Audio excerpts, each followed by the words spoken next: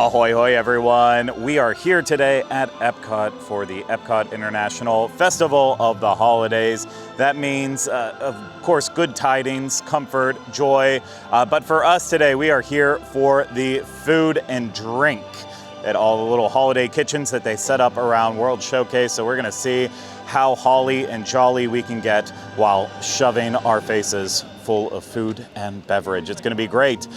Before we get started, I want to let you know this is brought to you by Dreams Unlimited Travel. If you like our content, you want to support us, book a vacation through Dreams Unlimited Travel. It costs you no extra money and you get the support of one of the amazing Dreams Unlimited travel agents. So head over to dreamsunlimitedtravel.com today for a free, no obligation quote. Okay, I'm feeling merry. I'm feeling cheer. I'm feeling joy. Feeling every Christmas cinnamon. All of it. I'm feeling all of it, so let's go.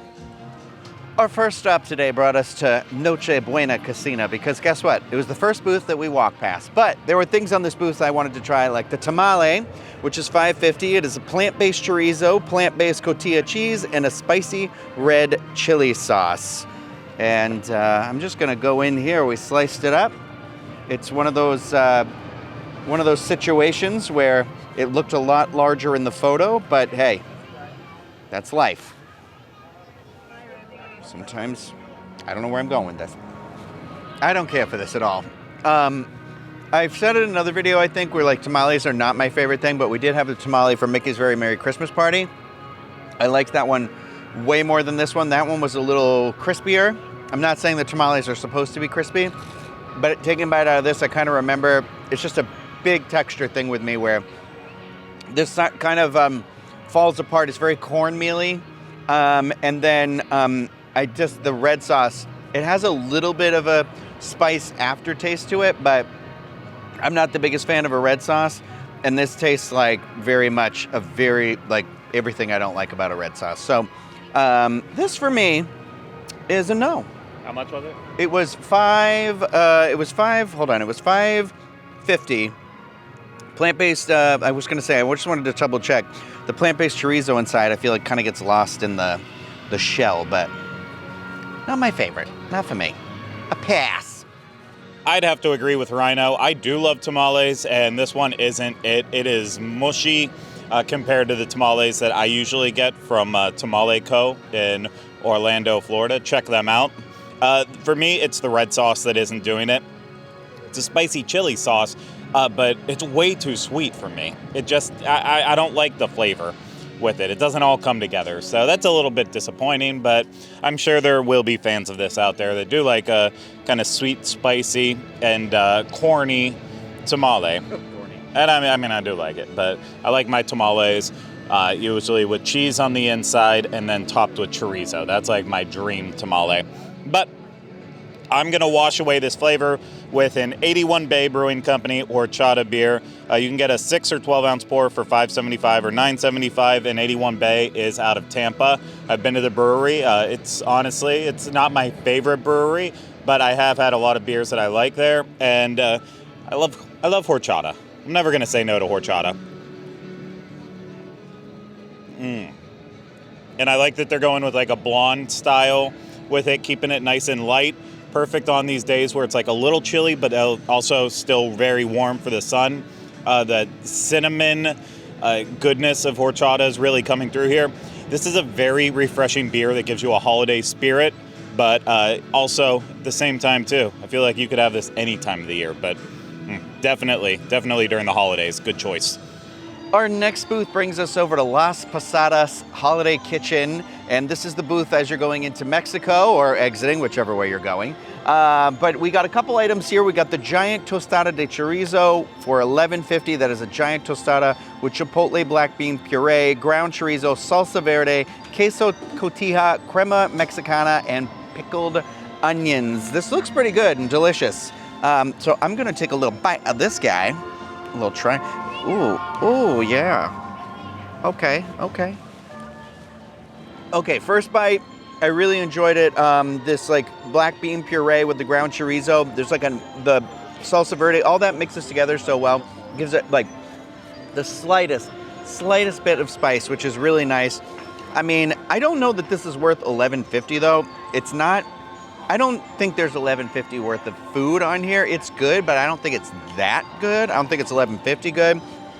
But I definitely liked it way more than our last dish. So I also got what was kind of interesting to me, which is a horchata margarita. Can you believe this? A horchata margarita. $13.25. Cinnamon-infused illegal mezcal with Absolo corn whiskey, agua de horchata, and cinnamon horchata rum. I love horchata. I had a sip of Craig's horchata beer at our last booth, and I thought it was pretty good. It was a little light on the horchata flavor for my taste. It was like a little more of an aftertaste. So I'm excited to try this. I had to follow it up with this. Ooh. Okay, that is really interesting because you really do get the horchata flavor. I feel like accent is coming out here. The horchata flavor, and what gives it like kind of an interesting twist is that mezcal, because if you don't know, mezcal is definitely like a smokier, like it's tequila's cousin who never quit smoking. So it's got that smoky flavor to it, which is kind of interesting. Yeah, I'll have to think back to this one, because again, this one, you know, I mean, it is the size of a regular drink, I feel like, but $13.25, you know, when you're trying to go to the booths, it's a lot of an investment. So I'll let you know when I get a couple sips in here, but Craig's got an interesting thing too that I want to try, and I would like it if you tried my thing as well. I really enjoy the tostada, but yeah, it is on the expensive side, but I like the spiciness to it. It's really good when you get that pickled onion in there too, and that's that extra pop of flavor.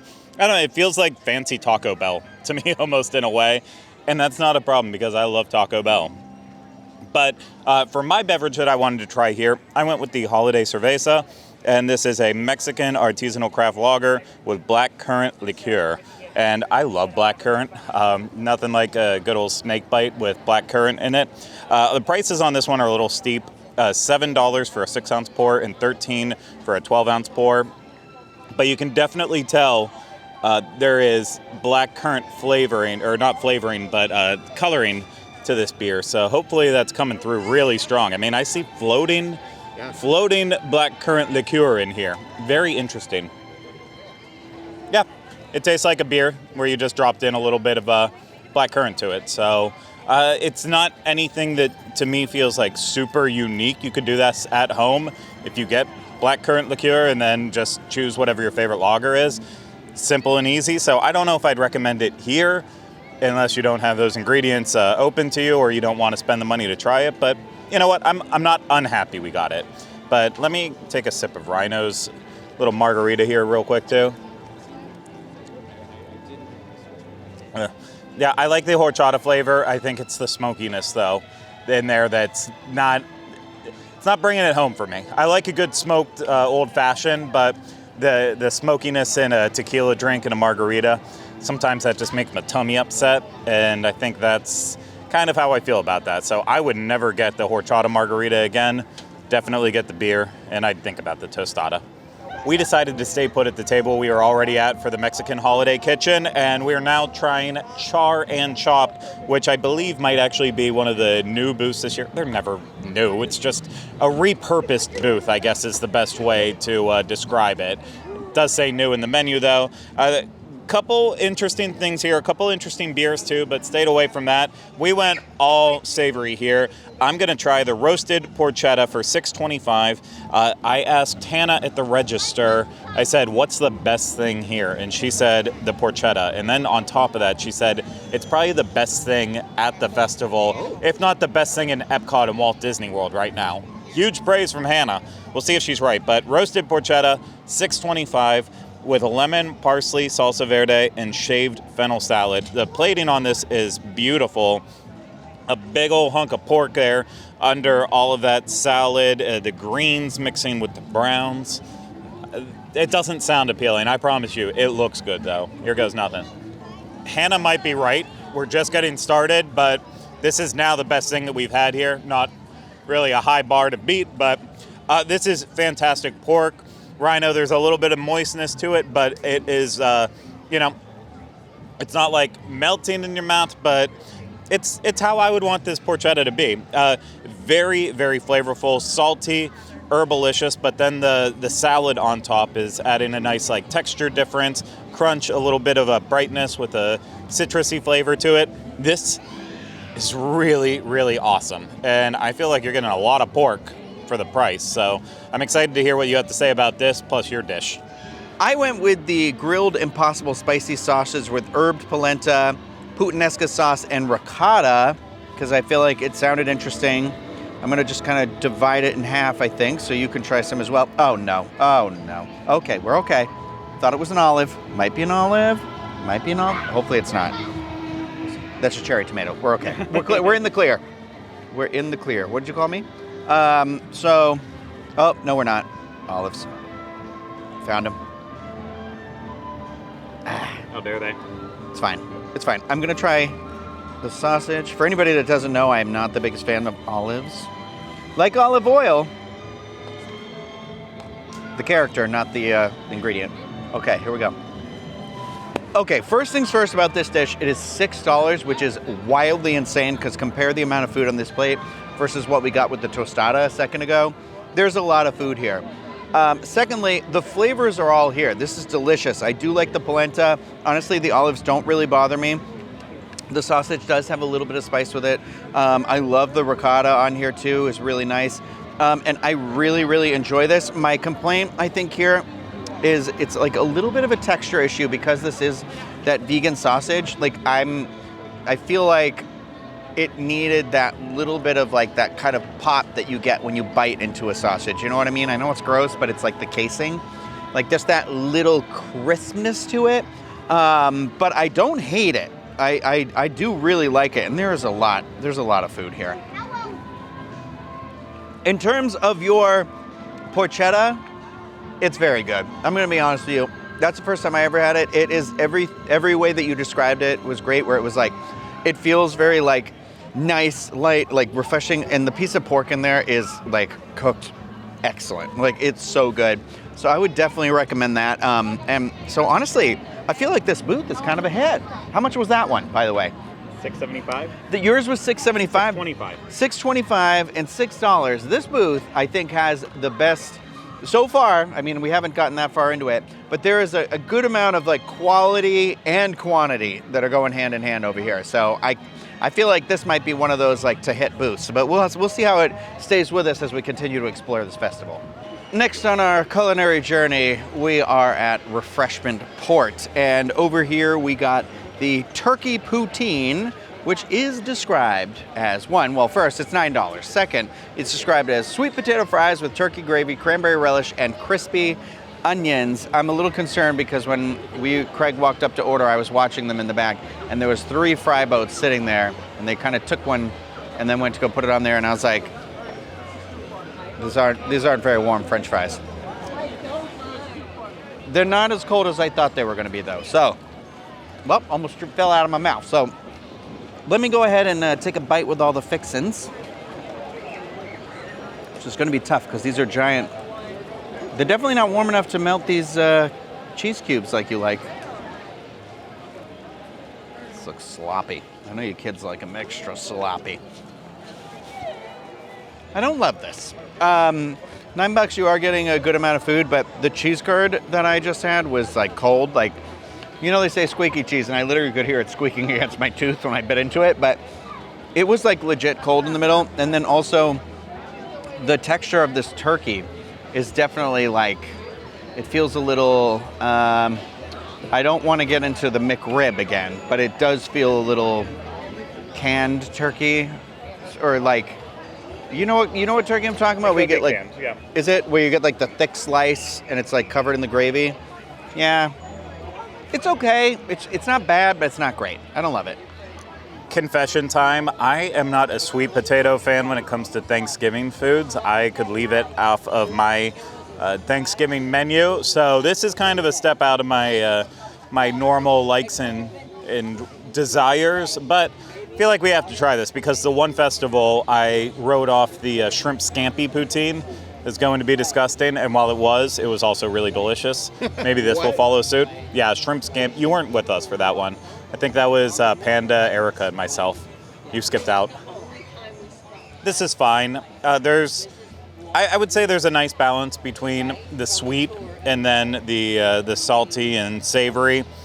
But having the cranberries in there adds a little tartness. I could use a lot more of that. It's not the worst I've had, but this definitely is not the best refreshment port poutine I've had.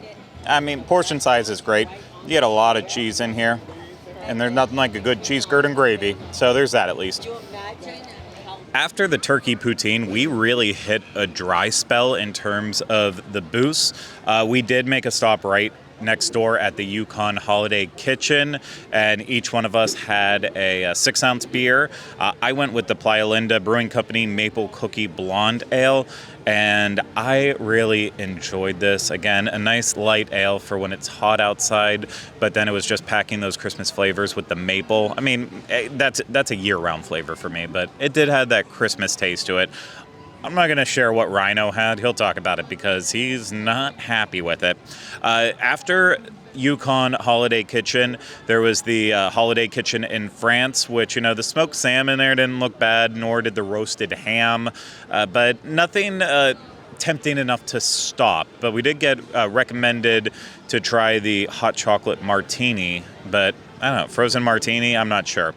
And then right next to France, you have L'Occam, the Holiday Kitchen, and nothing's changed here. It's the same smoked salmon, latkes, the pastrami on rye, black and white cookie, so we skipped that one. And then in Morocco, the Tangier Cafe, just grilled kebabs and Moroccan bread. There was a fig cocktail there with fig vodka and white cranberry juice, but I have a feeling that would be on the sweet side with that cranberry juice. Maybe for the future.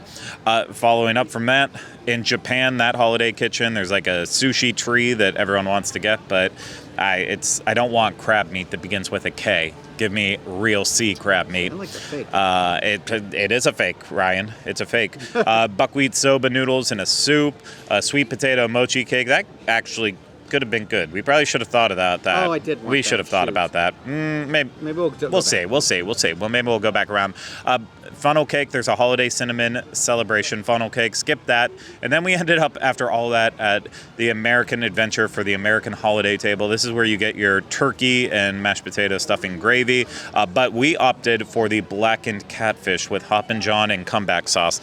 I'm not sure what the comeback sauce is, but I'm pretty sure it's going to be so good that they want you to come back for more. And I have a feeling that's what it's there for. Then there's a bunch of beers here, and all three of them sounded delicious to us. So we did get the beer flight, but I'm going to let Ryan talk a little bit more about that. I really want the catfish. This was on my list. I love a good blackened catfish. I am from New Orleans, so catfish is one of my favorites. And the black-eyed peas, Hoppin' John in there, a little bit of collards, dirty rice. It all looks pretty good.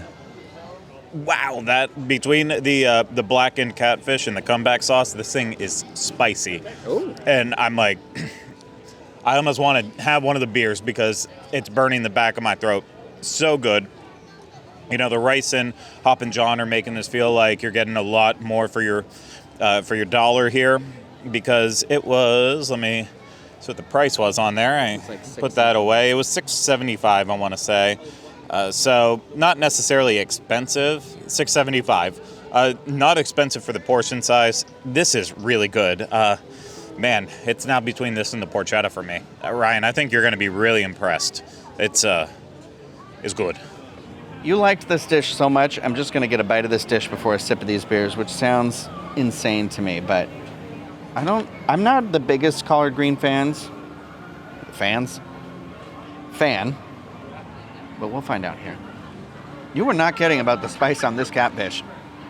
It really does have a kick to it, which is really nice. And actually, I feel like the Hoppin' Johns and the collard greens and dirty rice, it really it's like a nice balance, because I feel like that adds a little bit of neutralizes it just a little bit. But it is definitely a little salty from that fish fry, but for the price, I feel like you can't beat this.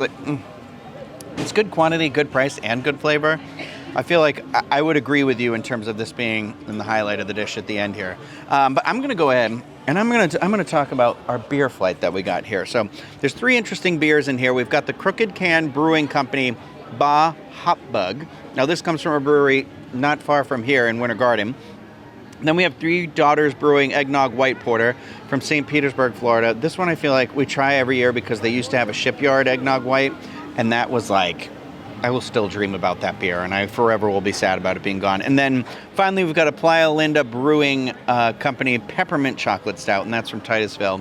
I'm going to go up from the hop to the chocolate stout because otherwise I don't want to blow out my taste buds, but...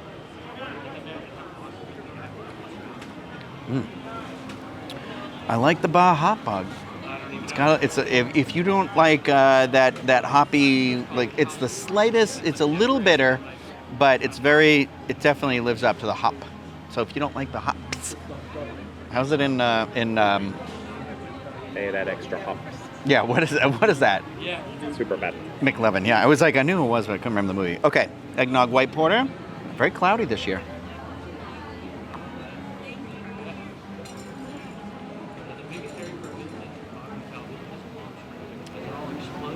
This is for sure a increase in quality from years past. Not to poo-poo on this beer at all, but I feel like I literally had no eggnog flavor. This year I feel like I can taste this. Also, I don't know why in what world, and please correct me in the comment section what if you're watching, or get in touch with me if you're listening, but I don't know what makes a white porter. I thought it poured white, and it doesn't. This is more looks like hot chocolate. That's not bad this year. It's still not as eggnoggy as I like. I want to be punched in the face with it. And finally, we've got our peppermint chocolate stout. That one's nice. This one's giving me peppermint patty. And I know Craig is very much looking forward to that one. So I'm going to be nice and let him have his pickings here. But I think I'm going to stick with I like the Hop Bug. Honestly, these are pretty solid. I think I'd recommend the Beer Flight. I know it's a smaller pour, but it was like 10, I want to say it was 10.25. I took a picture. It was, $10.25 for the three. So I would say, like, if you're curious about any of them, give them a try. If not, go with the bigger size of the eggnog or the peppermint. Over here at the Tuscany booth in Italy, we went with the Montanara, which is the fried house-made pizza dough with pomodoro sauce, Parmesan, and fresh basil for $9. You get 4 of these things. We have a local brewery not too far, a little towards downtown, called Deadwords Brewing, and they have sort of a pizza ball situation there that will change your life. So I have really high standards when it comes to this sort of situation. So I'm going to try not to be too judgy. I don't really see... Oh, there's the basil. I was going to say, I don't see a lot of basil. I'm just going to go in one ball at a time. These are pretty good. They're like... It is definitely like a really solid pizza dough. I'm not like in love with the red sauce or the Parmesan. Like both of those feel like very, very like kind of out of the can or out of the container, but the combination of all of it, for me, I would, if you were to come back and get these, I would say get some red pepper flakes or something like that. Put those on top here to give it just a little bit of heat. These are good. They're not going to hold their heat very long because literally we've got them, came over, and yes, we do film and take the pictures of stuff, and it is a little chilly, but that's a factor to keep in mind. Eat them as quickly as possible, but I like them. I like them. I'll be interested to see what you think.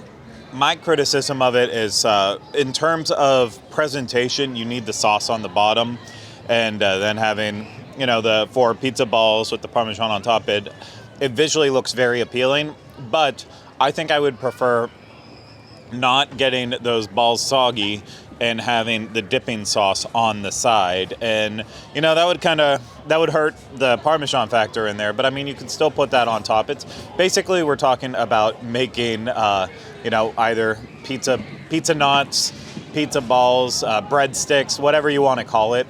And this is a decent version of it. It's doughy, but, it feels like there is some love that was put into the actual pizza balls. And I don't have any problems with the sauce like Rhino, besides it was, again, making those balls soggy. But overall, flavors were decent. $9, a little on the steep side, but, if you can't find anything else here that, it's calling to you, yeah, it's a safe choice, but it didn't let me down. I forgot a little bit ago to talk about the beer I had gotten from the Yukon Holiday Kitchen over in Canada, and that was the 81 Bay Brewing Company Peanut Butter Banana Porter. Didn't love it. It was okay. If you had said it was a coffee banana porter, I would have said, oh, for sure. But it definitely was very, very, very subtle on the peanut butter. And for me, my journey with like really getting into stouts or really like a lot of beers in general is from peanut butter beer. It was one of those things where I remember where I was. I had my first one, was Belching Beaver in California, and it was one of those ones where I was like, I'm going to try every peanut butter beer I can get my hands on. And I stand by that. I still like to try whenever I have them on here. And this, for me, was, I would not qualify it as a peanut butter beer. Just me. So I don't think it's worth stopping over there to get. But there were two other beers over here at the Refreshment Outposts that I think could be potentially worth trying. So the one I'm going to try first is the 81 Bay Brewing Company. Great. The beer company I literally just said I didn't like. This is their Cinnamon Orange Cranberry Wheat Ale. Now, this is $12 because it is, in fact, a full-size pour. Hang on. Hang on, what? Are you making sure we have the right ones? Okay. We almost drank Craig's because they literally are the same color, the two that we got. We're going to try each other's. We're going to share, but here we go. Oh.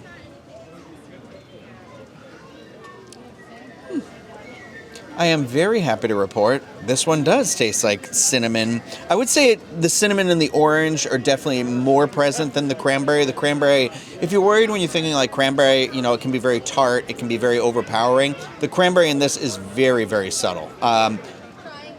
Being that cranberry guy, I won't shut up about cranberries.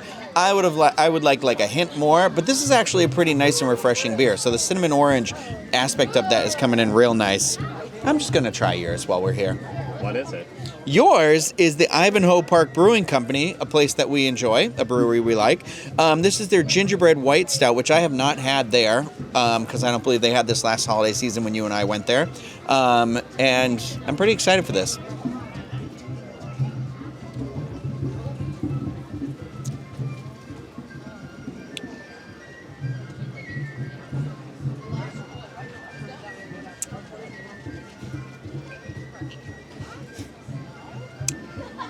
Three sips, and I don't think I get it. It's okay. I was really kind of hoping, again, I'm just one of those people, I like to be overwhelmed by whatever the flavor of the gimmick of the flavor of the beer is. So, like, I wanted a little more, like, cinnamon, nutmeg, allspice, all the flavors of gingerbread, whatever they are. I think those are the three flavors of gingerbread, but molasses, thick molasses. But it's not bad. These two beers they're nice. They're light. They're refreshing. I thought I was going to like the gingerbread one better, but I think I like the cinnamon cranberry orange one better. What do you think? What do you think? Give me a sip. I'm actually going to try the gingerbread one first, just because I feel like with the white stout, knowing it's going to be lighter, and the gingerbread flavors could definitely be overpowered by too much citrus and tartness from the cranberry orange ginger sour. Or not, it's not a sour, it's a wheat ale. But either way, the flavors of that I feel like are going to overpower. That's the thing with like beer flights. A lot of times I feel like beer flights need to be crafted perfectly to have beers that complement each other, because too many people want to like go with a really bitter IPA and then like follow that off with a stout, and you're just mixing too many weird flavors together there. It's like it shouldn't be clashing like that. So while this might not be the right order, it's the order that I'm going to do it in because I think it'll have the best results. Rhino hasn't been able to taste like half the flavors in the beers because he keeps having the wrong ones in the wrong order. But that peanut butter one overpowered everything, so I'll give you credit on that one. And there wasn't even peanut butter.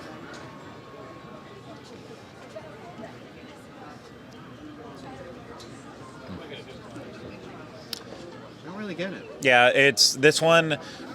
In terms of a white stout, this one's falling flat. Actually, like the gingerbread that we loved from Shipyard, that was an eggnog white stout, if I remember correctly. It wasn't a eggnog white porter like it is now. It said it was a with stout, but the handle used to be labeled Yeah. porter. Yeah, it was always, you're right, it was always weird, but I do believe it was a white stout from knowing when we would go to Sea Dog when that still existed in Orlando. And that, this does, as a white stout, this is not getting there. You're right, there's no molasses in this. It's just kind of falling light on flavors. Like, honestly, if I drank this, I would just be like, oh, it's kind of like a... I don't even know what I would consider it. Like, it's not... You drank it. Yeah. I don't know what's supposed to be what it is. I don't think I would say it's a white stout. I just wouldn't know what it is in general. So it's not a failure, but it is a disappointment. That's for sure. Now for the other one. Yeah, that's really good. That's there's a brewery in Gainesville called Swamphead, and they do like an orange cranberry ginger beer, just very similar to this one. Very, very similar. And I don't know, something about it, all those flavors combined, it makes me think I'm drinking like a Christmas punch. So I think that one is excellent. I'm not usually a fan of wheat ales, but that's compared to the stout, that's definitely the way to go. And I mean, I love the Refreshment Outpost in general for beers because you get the larger pour size for $12. So for just a few dollars more, you feel like you actually get your money's worth out of it, especially if the beer here is good. And honestly, I would say I would go with either. I just think you're going to get more mileage with the actual the wheat ale because, yeah, those flavors, they're working. Man, we've had a lot of good beer today. We've had a lot of good food. And so we're going to make our final approach into the front of the park and start to think about everything we had and let you know our final thoughts. Beyond Refreshment Outpost, we could still stop at China. They have like a hot soup, but I'm not feeling soup. We didn't stop where all the cookies and sweets are, but we've had a lot to eat and drink today. I don't think I can do sweets. Plus, we were at the Christmas party last night, and we had so much sweets there that it's just, I'm overloaded on sweets. So, yeah, we didn't complete the festival in terms of the sweet side, but I feel like we got a lot done on savory and with drinks. So I feel accomplished, but we'll let you know what we think in just a moment. What to say about Festival of the Holidays? Well, I will tell you what, I feel like I was pleasantly surprised. I can't remember the last time I really did like sort of an in-depth eating and drinking journey through it the way we did today, but I don't know, other than that first tamale that we had, I don't know that there was anything that I feel like super like, not good about. In terms of the food. In terms of the beer, I would say the cinnamon orange cranberry wheat beer, which again, I'm with Craig, I'm not a big wheat beer person, but that beer was pretty good. I think that was probably actually the best beer I had today. The chocolate peppermint stout in America is also pretty good, but you can't get it in that full pour. And I do like to have a full pour because I don't like to have a bunch of little ones. I feel like I just like the one, but whatever, that's just me. But I feel like Refreshment Outpost is not a place to be skipped or missed for that reason. They always have that one little secret good item that's over there. But I think it's tough. I liked the vegan sausage that we got from Chop and Char. And I like it. Just had that. It just needed that little extra oomph to put it over. I liked the pizza balls. I liked what I like? The catfish. I think the catfish might be my favorite because I feel like it was like that. I said it in the video, but it's like that cost, quantity, quality all intersected on that one. And I do like a good like fish fry, like spicy fish fry like that with the rice. So like I think that's one that I would really enjoy. But there wasn't anything about it that was necessarily. I don't even know that a lot of the things we had were like inherently holiday oriented, but I don't know the history of the holidays of all these countries. So maybe they are, maybe they aren't. But that's, what's great about EPCOT? You can visit the World Showcase and listen to some of the tales of the holidays as you go around and then learn a little bit more about it. But I think there was still a couple items that we didn't get that were just maybe like favorites or repeats from the past that I would definitely come back and try. There's one or two more beers I definitely want to try, like inside of the Odyssey, they have the Christmas Vacation beer. That was it's a Butte. which is, I believe, like a toffee pecan beer. That was like a stout, but I feel like how many stouts did I have today? Of the like two, the one, 3, 4. a couple, and like, I'm gonna be honest with you, like I love a stout, but none of them were my favorite. So, was the chocolate peppermint one a stout? I don't know if it was a stout or a porter. I thought it was a porter. That's why I'm like, but yeah, you know what? Honestly, of this year of 2023, I think we were walking around and we were talking about it, and I was like, I think that I've enjoyed eating and like having the drinks around this festival the most this year of the other festivals. So I think that says a lot, especially considering how short this festival is. I believe it runs until the 30th, till the 30th. So December 30th, 2023. Craig, what were your highlights? Top 3 for me for the food. First off, the porchetta, just because for me that had the most holiday flair to it. It really was very flavorful. This felt elevated compared to any of the other festivals here. Appearance, maybe not so much, but flavors for sure. Then after that, the Catfish. And to answer your question, Rhino, you said, I don't know about traditions. Hoppin' John is a New Year's tradition to have. So remember, it ties in not just with Christmas, but all the holidays in general. I'm not sure that some people would be like, oh, a pastrami on rye is definitely reminiscent of Hanukkah, but there's a little bit of a leeway with some of the stuff here. Then for my number 3, it's really close to saying the pizza balls, but I think I'm going to go with the tostada from Mexico. I think that the price of that was a little too insane for what you got, but flavor-wise, that just packed a little bit more punch for me than the pizza balls, which they were great. It was like a return to actually decent food at the Italy booth, but still didn't blow me away. And then for the beers, me, sorry, what? Did you say 1, 2, and 3? Yeah, number 1 for me was porchetta. Number 2, Catfish. Okay, then sorry, number 3 was ultimately the tostada. I thought you were correct. And then no. And then for the beers, I'll say my number 1 was, oh man, I know it's not the margarita, but that's not a beer. For the beers, I would say number 1, I'm gonna go with the horchata beer. It was the first one, but it's the one that I keep thinking about the most. And then number 2, maple cookie, and then number 3, the peppermint chocolate from America. But we've had a lot of great drinks, and I know I was so obsessed with the cinnamon orange cranberry. I keep saying whatever ingredients I want to throw in there. I could be wrong on it. That's right. It was good, but I'm still in terms of, I don't know. That's really hard. Okay, all 4 of those, I don't think you can go wrong with any of them. This has been definitely the best festival in a long time for me, for food, for drinks. It's been the one I've enjoyed the most. We didn't even get to see the Santas. We didn't get to see Candlelight Processional. We didn't get to see so much, but we didn't have desserts. We didn't even have desserts. So we do have a lot to accomplish here, and hopefully we'll be able to fill you in the future on that. But for today, it's been successful, and I think the nicest part has been since Rhino was gone for the holidays, we weren't able to come here on day 1. And I felt like today was just relaxing because of that. We went at our own pace. The lines were really, really, really good everywhere. We barely waited for anything. It's just been a really nice day. And with that cooler weather, even better. So I'd say it's a successful day overall. Thumbs up all around. Maybe just not those tamales at the beginning or that margarita. Those two. No. Thank you. That's going to do it for this Disney dining review. I hope you enjoyed it. If you want to support us more, book a vacation through Dreams Unlimited Travel.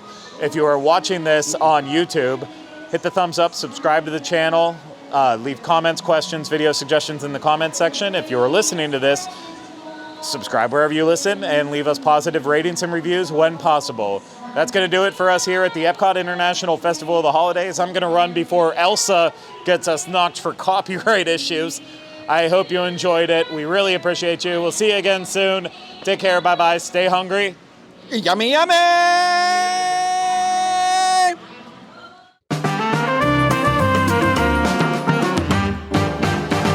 Yummy, yummy.